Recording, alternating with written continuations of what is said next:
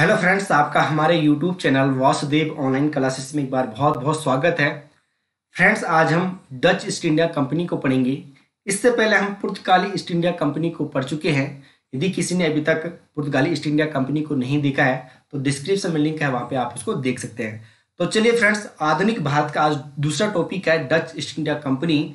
तो उसको आसानी से देखते हैं फ्रेंड्स। जहाँ से क्वेश्चन बनेंगे ऑब्जेक्टिव, उनको आसानी से देखते हैं। सबसे पहले देखिए कि डच व्यापारी यूरोप के हॉलैंड, जिसे कि वर्तमान में नीदरलैंड के नाम से जाना जाता है, वहां के निवासी थे। ठीक है ना। ये क्वेश्चन पूछा जा सकता है कि डच कहाँ के निवासी थे, तो कहाँ के थे? हॉलैंड के, जिसे किसी आज के वर्तमान में किस नाम से जाना जाता है?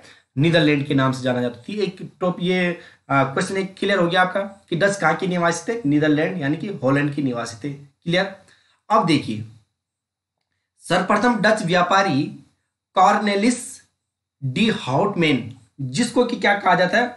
कॉर्नेलिस डहस्तमान के नाम से भी जाना जाता है। कहीं बुकों में तो अधिकतर ये लिखा है डहस्तमान, कॉर्नेलिस डहस्तमान। ठीक है।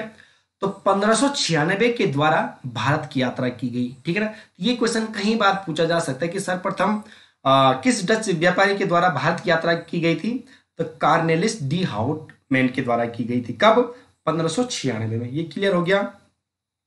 अब देखिए, 1602 में डच ईस्ट इंडिया कंपनी की स्थापना की गई थी। कब की गई थी? ये क्वेश्चन कई बार पूछा जाता है कि डच ईस्ट इंडिया कंपनी की स्थापना कब हुई? तो कब हुई थी? 1602 में डच ईस्ट इंडिया कंपनी की स्थापना हुई। ठीक है। यह संयुक्त उद्यम से शुरू की गई कंपनी थी। ठीक है। तो ये क्वेश्चन पूछा जा सकता है। अभी आईएएस में पूछा गया था ये क्वेश्चन हाल ही में कि यूरोपीय कंपनी कौन सी थी जो संयुक्त उद्यम से शुरू हुई? वह प्रथम यूरोपीय कंपनी कौन थी जो संयुक्त उद्यम से शुरू हुई थी? तो यहाँ पे कहीं विद्यार्थियों ने पुर्तगाल पे लगाया होगा, क्योंकि पुर्तगाली सर्वप्रथम पहले अपनी कंपनी को स्थापित करता है भारत में। परंतु यहाँ पे आपके जो सही आंसर होगा उसका डच होगा। ठीक है। डच जो ईस्ट इंडिया कंपनी थी वो संयुक्त उद्यम से शुरू की गई कंपनी थी। ठीक हो गया। कब? 1602 ईस्वी में। तो ये भी क्लियर हो गया आपका। अब देखिए फ्रेंड्स, 1605 में डच ईस्ट इंडिया कंपनी में ने प्रथम कारखाना मुसल्लीपट्टनम में स्थापित किया। तो ये क्वेश्चन तो कई बार बिल्कुल सभी विद्यार्थियों को लगभग क्लियर ही रहता है कि 1605 में डच ईस्ट इंडिया कंपनी ने अपना प्रथम कारखाना कहाँ खोला था? मुसल्लीपट्टनम में। तो ये क्वेश्चन बिल्कुल आपका क्लियर होना चाहिए और ये प्रश्न आने की संभावना बहुत ज्यादा रहती है फ्रेंड्स। अब देखिए, कई कारखाने खोले गए थे डच व्यापारियों के द्वारा, जैसे कि पुलिकट, ठीक हो गया, सूरत, करिकाल, चिनसुरा, कोचिन आदि कई कारखाने डचों के द्वारा स्थापित किए गए थे। अब देखिए फ्रेंड्स कि जो डचों द्वारा जो पुलिकट कारखाना खोला गया था, ये एकमात्र कारखाना था जिसमें क्या बनाया गया था? दुर्ग क्षेत्र बनाया गया था। तो ये क्वेश्चन कई बार पूछा गया है कि डचों के द्वारा जो कारखाने खोले गए थे तो किस में दुर्ग क्षेत्र बनाए गए थे? तो किस में बनाए गए थे? पुलिकट। तो डचों द्वारा पुलिकट को दुर्ग क्षेत्र बनाया गया था। इस कारखाने की सुरक्षा के लिए दुर्ग बनाए गए थे। तो ये बिल्कुल आपको याद रखना। जबकि अन्य जो विभिन्न प्रकार के कारखाने थे डचों के, तो वहां पे दुर्ग नहीं थे। केवल जो पुलिकट कारखाना था, तो पुलिकट में ही क्या थे? दुर्ग क्षेत्र स्थापित किए गए थे डचों के द्वारा। अब देखिए फ्रेंड्स कि जो डचों के द्वारा जो चिनसुरा कारखाना था, वो स्पेशल जो डच क्या करते थे? लूटपाट करते थे। तो लूटपाट का अड्डा था उनका। ठीक है ना। जो डचों, ये क्वेश्चन भी पूछा जा सकता है कि डचों का लूटपाट का अड्डा कौन सा था? तो कौन सा था? चिनसुरा था। ठीक है, चिनसुरा। ये बिल्कुल आपको क्लियर होना चाहिए फ्रेंड्स। यहां से ऑब्जेक्टिव बनेंगे परीक्षा के लिए। अब देखिए कि जो डच ईस्ट इंडिया कंपनी का नाम है, ये कई बार पूछा गया है कि डच ईस्ट इंडिया कंपनी का नाम क्या है? तो पेपर में बिल्कुल आपको याद रखना वीओसी लोगो पे भी वीओसी ही डच ईस्ट इंडिया कंपनी का है। ठीक है। परंतु इसका हिंदी नाम क्या है? वेरिनिग्द उस्त इंडियनिस्ट कंपनी, ठीक है। तो ये बिल्कुल आपको याद रखना है, और इस तरह लंबा यदि याद नहीं होता है तो बीओसी बिल्कुल आपको याद रखना है, क्योंकि अंग्रेजी में तो इसी प्रकार बीओसी लिखा होगा। तो ये आपको याद रखना है कि डच ईस्ट इंडिया कंपनी का नाम क्या है, वीओसी है। ठीक होगा, ये क्लियर हो गया आपका।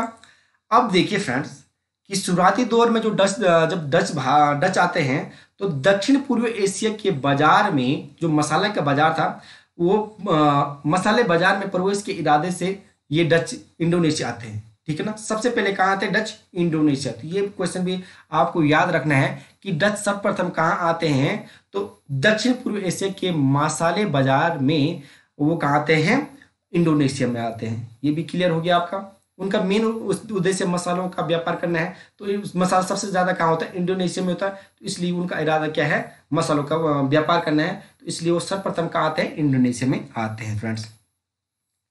डचों ने 1619 में मसाला द्वीप तथा 1658 में श्रीलंका जीता था, ठीक है। तो ये क्वेश्चन पूछा जाता है कि मसाला द्वीप डचों ने कब जीता, श्रीलंका कब जीता। तो मसाला द्वीप जीता 1619 में तथा श्रीलंका जीता है 1658 में। ठीक हो गया फ्रेंड्स। अब देखिए डचों ने शुरुआती में, यानी कि डचों ने शुरू में क्या किया, मसाला व काली मिर्च के व्यापार पर ही ध्यान दिया। तो इनका जो मेन उद्देश्य था वो मसाला और काली मिर्च का ही विशेष इनका फोकस रहा है डचों का। तो ये बिल्कुल आपको याद रखना है। कई बार ऑब्जेक्टिव पूछा जाता है परीक्षा में कि मसालों पर किस पुर्तगाली फ्रेंड्स कि किन यूरोपीय कंपनियों का विशेष ध्यान है। तो डचों का विशेष ध्यान है मसाला एवं काली मिर्च पे। इनका विशेष ध्यान किस पे था, जो मेन व्यापार था इनका तो मसाला और काली मिर्च। ठीक हो गया। तो डचों का ये बिल्कुल आपको याद रखना, मसाला और काली मिर्च।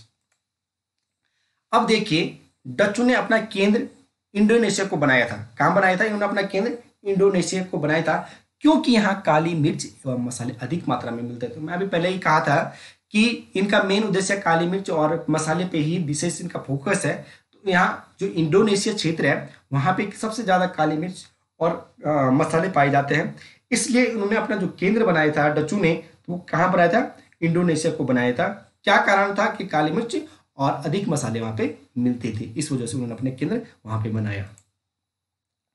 डचों का मुसल्लीपट्टनम जो क्षेत्र था जहां पे उन्होंने अपनी कंपनी स्थापित की थी, तो यहां से वो नील का निर्यात होता था उनका, ठीक है ना। डचों का जो नील का निर्यात होता कहां से होता था, मुसल्लीपट्टनम। तो ये क्वेश्चन पूछा जा सकता है कि डच अपना नील का निर्यात कहां से करते थे, तो मुसल्लीपट्टनम से करते थे, ठीक है।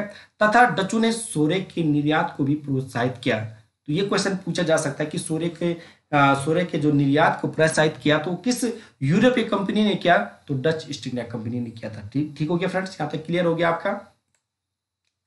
अब देखिए कि डचों ने 1650 के दशक में कासिम बाजार में रेशम की कचरी के उद्योग स्थापित किए थे। यह क्वेश्चन पूछा जा सकता है कि डचों ने कब कासिम बाजार में रेशम की कचरी के उद्योग स्थापित किए, तो 1650 में डचों ने किए थे। ठीक हो गया, यहां भी ये क्लियर हो गया फ्रेंड्स आपको। अब देखिए फ्रेंड्स डचों ने पुर्तगालियों को हराने के बाद, ठीक है ना, डचों ने पुर्तगालियों को हराने के बाद कब कब उन्होंने हराया कि 1641 में मलक्का, 1655 से 56 में कोलंबो और 1659 से 63 कोचिन पे क्या उन्होंने किया, कब्जा किया।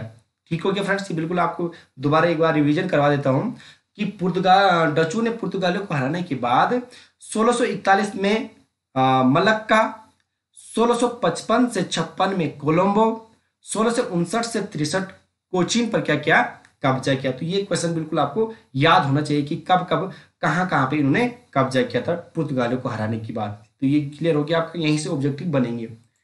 अब देखिए इसके बाद जब इन्होंने इन जगहों पे मलक्का, कोलंबो, कोचीन पे कब्जा किया, तो इसके बाद अंग्रेजों और डचों में हिंद महासागर व भारत के व्यापार पर अधिकार के लिए संघर्ष शुरू हुआ। ठीक है ना। जब डचों ने पुर्तगाल को हराने के बाद क्या किया डचों ने कि अंग्रेजों और डचों के मध्य हिंद महासागर व भारत के व्यापार पर अधिकार के लिए क्या होने लगा, उनके बीच संघर्ष होने लगा। तो यहां से इनका संघर्ष का दौर प्रारंभ हो जाता है फ्रेंड्स। अब देखिए अंग्रेजों और डचों में यूरोप में कितने युद्ध हुए, 3 युद्ध लड़े गए थे, जिसमें अंग्रेजों की जीत हुई। तो इनमें क्या होने लगा कि वे व्यापार के प्रति और हिंदी महासागर में इनका वर्चस्व के लिए इनके बीच संघर्ष होने लग गया। तो अंग्रेजों और डचों में क्या होता है, यूरोप में ही 3 युद्ध लड़े गए थे, ठीक है ना, 3 युद्ध लड़े गए थे अंग्रेजों और डचों में। तो इसमें क्या होता है कि अंग्रेजों की जीत होती है, तीनों युद्ध में किसकी जीत होती है, अंग्रेजों की होती है जीत। अब देखिए 1717 में अंग्रेजों को मुगल बादशाह फर्रुखसियर से व्यापारिक फरमान मिलते हैं, जिसके बाद डच निरंतर पिछड़ते गए फ्रेंड्स। अब ये बिल्कुल ये आपको याद रखना, ये ही वाला काफी इंपॉर्टेंट है।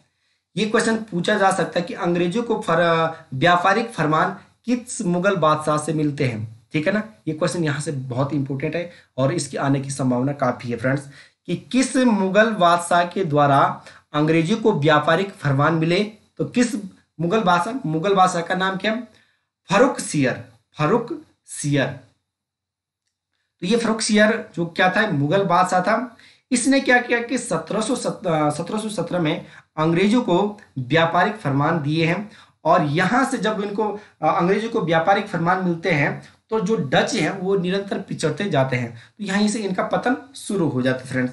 अब देखिए कि 1759 में क्या होता है कि डचों और अंग्रेजों के बीच वेदरा का युद्ध होता है। तो ये काफी इंपॉर्टेंट है वेदरा का युद्ध, क्योंकि डच से काफी अन्य महत्वपूर्ण नहीं होता है, परंतु यहाँ से जो ये मैंने काफी इंपॉर्टेंट नोट्स यहाँ पर बनाए आपके लिए, तो यही परीक्षा के लिए इंपॉर्टेंट है। अन्य यहाँ से कोई भी डच से आने वाला नहीं, क्योंकि इतना ज्यादा ये समय तक भारत में रही नहीं है, इनकी कंपनी ज्यादा तक चली नहीं है, इसलिए यहाँ से क्वेश्चन बहुत कम बनते हैं, ठीक है। ज्यादा क्वेश्चन बनते हैं पुर्तगाली से और आपके फ्रांसीसी से, और ज्यादा बनते हैं आपकी ईस्ट इंडिया कंपनी, अंग्रेजी ईस्ट इंडिया कंपनी से, ठीक हो गया, यहाँ से कम बनते हैं। अब देखिए कि क्या होता है कि 1759 में डचों और अंग्रेजों के बीच वेदरा का युद्ध होता है, जिसमें क्या होती है, डचों की हार होती है और जो अंग्रेज हैं उनकी जीत होती है। तो यहां से इनका पतन प्रारंभ होता है, और इनके पतन का जो मेन कारण है इनका ये था कि उन्होंने केवल एक ही व्यापार पे अपना फोकस किया, उनका जो ध्यान था वो केवल मसाले पे ही था, अन्य पे उनका कोई ध्यान ही नहीं था, इसलिए इनका पतन का कारण वही रहा है फ्रेंड्स। तो यहां से ये क्वेश्चन बनते थे हमारे डच ईस्ट इंडिया कंपनी से, और यही क्वेश्चन परीक्षा में अगर डच से पूछे जाएंगे तो यही वाले क्वेश्चन पूछे जाएंगे फ्रेंड्स। मैं आपको यदि ये वीडियो अच्छा लगता है तो मैं आपके लिए इसका MCQ भी बनाऊंगा, ऑब्जेक्टिव बनाऊंगा, और वहां से आप इसका आंसर हमें कमेंट में बता सकते हैं। तो फ्रेंड्स आज हम अपनी वीडियो को यहीं पे खत्म करते हैं, फिर हम अंग्रेज ईस्ट इंडिया कंपनी को और फ्रांसीसी ईस्ट इंडिया कंपनी को भी देखेंगे, और लगातार हमारी वीडियो इतिहासी पे बनेंगी। तो हमारे यूट्यूब चैनल को सब्सक्राइब कर लीजिए और इस वीडियो को अधिक से अधिक शेयर लाइक जरूर कीजिए। जय हिंद, जय भारत, जय उत्तराखंड।